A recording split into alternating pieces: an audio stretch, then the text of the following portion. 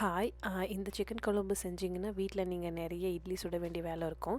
அதுக்கு ஒரு மிக்சியில் ஒரு பெரிய தக்காளி, ஒரு சின்ன தக்காளி, அதுக்கப்புறம் ஒரு 15 சின்ன வெங்காயம், ஒரு முழு பூண்டு, சின்ன சின்னதாக கட் பண்ண இஞ்சி வந்து ஒரு 7-8 போட்டுக்கோங்க. அதுக்கப்புறம் 1 டேபிள் ஸ்பூன் சீரகம், 1 டேபிள் ஸ்பூன் பெருஞ்சீரகம், 4-5 லவங்கம், ஒரு பெரிய துண்டு பட்டை, 1/2 கப்பு தேங்காய் போட்டுட்டு அது நல்லா கொஞ்சம் கொரன்னு அரைஞ்ச உடனே அதில் ஒரு 1/4 டீஸ்பூன் மஞ்சத்தூள், 1/2 டேபிள் ஸ்பூன் மிளகாத்தூள் போட்டிருக்கேன். நீங்கள் காரத்துக்கு ஏற்ற மாதிரி போட்டுக்கோங்க. 2 டேபிள் ஸ்பூன் மல்லித்தூள், அது நல்லா நைஸாக அரைச்சிக்கோங்க.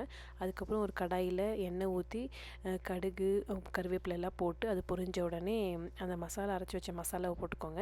அது நல்லா வதக்கணும்னா அந்த வதக்கிறதுல தான் டேஸ்ட் இருக்கும். அந்த வதக்கி கரால் மாறி வரும்போது நான் வந்து இங்கே வந்து 3/4 கிலோ சிக்கன் எடுத்திருக்கேன். அது நல்லா போட்டு அதுக்கு தேவையான அளவு உப்பு போட்டுட்டு அதையும் நல்லா வதக்குனீங்கன்னா இந்த மாதிரி எண்ணெய் பிரிஞ்சு வரும். அதுக்கப்புறம் நீங்கள் மிக்ஸி கழுவுன தண்ணி, நீங்கள் எவ்வளோ உங்களுக்கு தண்ணியாக வேணுமோ அவ்வளோ ஊற்றிக்கலாம். நான் இட்லி செஞ்சதுனால கொஞ்சம் தண்ணியாகவே செஞ்சுருந்தேன்.